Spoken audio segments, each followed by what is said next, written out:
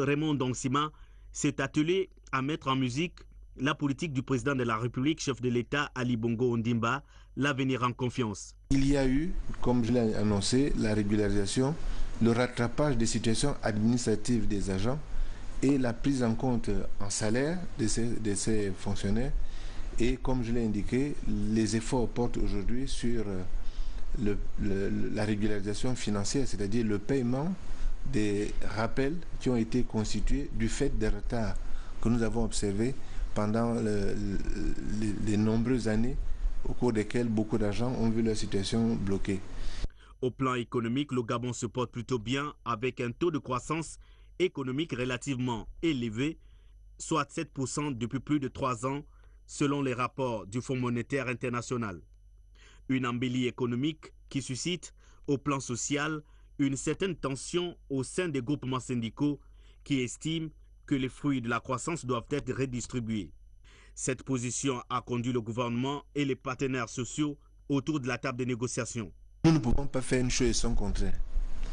Nous avons besoin d'investisseurs et ce sont les investisseurs qui sont porteurs d'emplois, qui sont porteurs de création de richesses parce que les entreprises qu'ils vont créer vont produire de la richesse. Et pour produire cette richesse, ce sont ces entreprises qui vont offrir des emplois, donc embaucher des gens. Nous ne pouvons donc pas attirer les investisseurs, et je crois que le président de la République se déplace ici et là pour essayer d'attirer l'attention de ces investisseurs sur le Gabon. Et donc, quand on attire les gens, on doit veiller à ce que le climat reste apaisé, de sorte que ces gens ne soient pas effrayés et qu'ils aient réellement envie de venir dans votre pays et d'investir.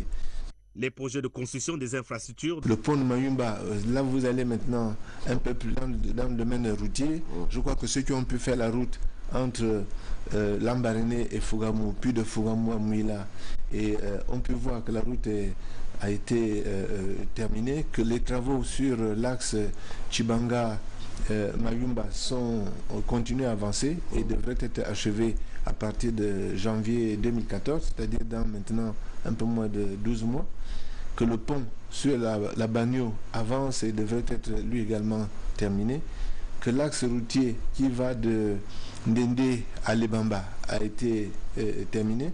Si vous allez du côté de la Lara Koumameyon, les travaux continuent à se faire à grande vitesse. En fait, si on prend la carte, toute la carte du Gabon, on voit que les travaux ont continué à se faire. Le dialogue politique et la négociation apparaissent comme l'arme privilégiée pour ce technocrate à la compétence et au sérieux reconnu. Je pense que chacun a fait les efforts qui étaient requis pour que les discussions aillent jusqu'à leur terme et que nous arrivions à un résultat consensuel.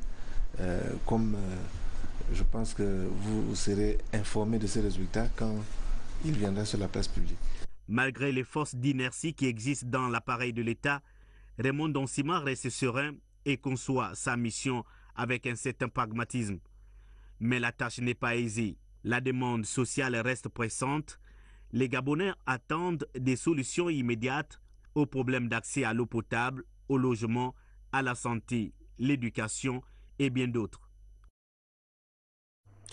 Et puis, Libreville, qui abrite depuis un peu plus de 72 heures les travaux relatifs à la 37e session ordinaire du Conseil d'administration du Centre régional africain d'administration du travail, le CRADAT, après la rencontre préparatoire des experts du dit réseau, place depuis ce matin au Conseil d'administration.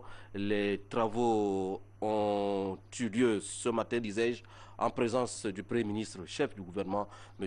Raymond Ndongsima. Chrislin Maïnda, Ludwig Kavou.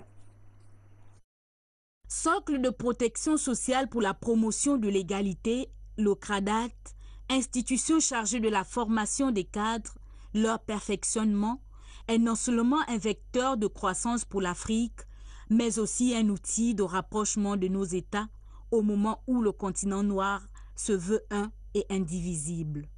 Mesdames et messieurs les ministres, en charge des questions de travail et de l'emploi dans vos pays respectifs, il n'est pas besoin de rappeler ici le rôle déterminant et capital que joue l'administration du travail dans la définition des stratégies de développement. Pour ma part, votre participation aux présentes assises constitue une preuve de notre engagement commun à faire de l'Afrique un continent d'avenir. C'est pour l'avoir bien compris que le président de la République gabonaise, chef de l'État, son Excellence Ali Bongo Ondimba, a pris l'ambitieux pari d'inscrire notre pays dans la voie de l'émergence. Au moment où les contraintes de la globalisation des échanges et de la mondialisation imposent à bon nombre de nos États l'obligation de définir des stratégies de développement fiables, capables d'assurer notre survie dans l'espace concurrentiel de ce grand village planétaire. Au moment où la lutte contre le chômage, et en particulier celui des jeunes, l'éradication de toutes les formes de discrimination, la formation des élites et l'utilisation efficiente des ressources humaines nous interpellent. La nécessité de résoudre ces écueils exige des réponses urgentes et pertinentes.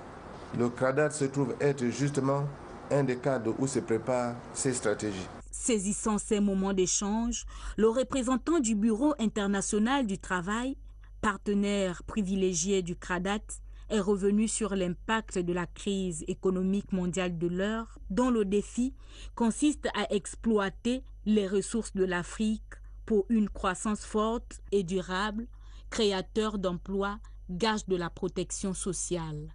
Le rôle de l'emploi dans le développement est désormais reconnu, mais la création d'emplois liés à l'extension de la protection sociale n'est malheureusement pas encore la priorité numéro 1 au niveau mondial.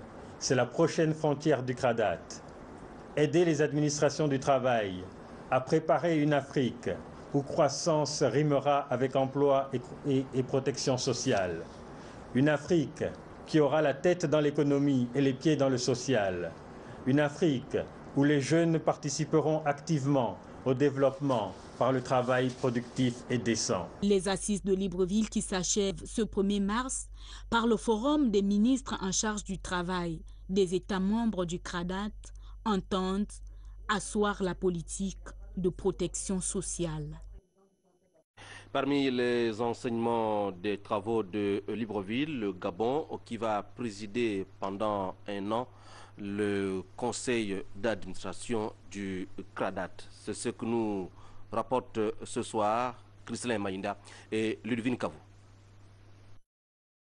Une fois en 40 années, après mars 2004, le Gabon abrite une session ordinaire du conseil d'administration du Centre régional africain d'administration du travail, CRADAT, la 37e du genre. Ces assises, il y a lieu de le dire, confèrent la présidence de cette institution au Gabon. Monsieur le Premier ministre, nous, ministres du Travail des États membres du CRADAT, sommes particulièrement sensibles à votre disponibilité, preuve s'il en fallait encore de votre sens élevé de la gestion des affaires publiques. Au nom des ministres du Travail ici réunis et au mien propre, je vous réitère nos souhaits de bienvenue parmi nous. À cet égard, tout à l'heure, Mme Sabou Fatou, du conseil d'administration du CRADAT, vous transmettra le flambeau pour le démarrage de la présidence gabonaise du dit conseil.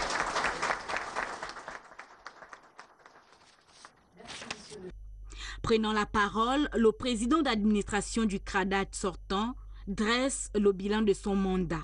Le travail n'a pas été facile. En effet, l'éternel problème de paiement régulier et à terme échu des contributions par les États membres ne fait que s'aggraver. À titre d'exemple, pour l'exercice 2012, seuls 5 pays sont à jour de leurs contributions. L'ensemble des arriérés de contributions s'élève à 427 414 193 francs CFA au 31 décembre 2012. N'eût été le règlement des contributions par la RDC pour un montant de plus de 30 millions et le Togo pour un montant de plus de 20 millions. Le CRADAT, organisme intergouvernemental autonome à vocation régionale, créé en 1975 et dont le Gabon est l'un des membres fondateurs, avait pour vocation première la formation, le perfectionnement, le recyclage et la spécialisation des cadres de l'administration du travail, des organes publics de gestion. À ce jour, plus de 200 Gabonais ont bénéficié des formations de cet outil continental. Après OIM et Ebitam, pour la boucle de sa visite d'inspection des unités économique de la province du Wolentiem, le ministre de l'Industrie et des Mines, Régis Imongo, s'est rendu à Musique, touché du doigt ce qui se passe justement dans les scieries. Reportage Alain Richard Nzambazinga. Le séjour du ministre de l'Industrie et des Mines dans le Wolentiem a été ponctué par la visite de la scierie de la BSO, Bois et Scierie de Logoué, à 12 km de Minzik, dans le département de Lokano.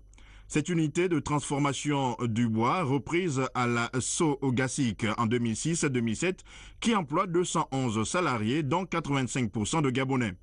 Elle est spécialisée pour le moment dans la première transformation du bois pour un débit de 1200 mètres cubes.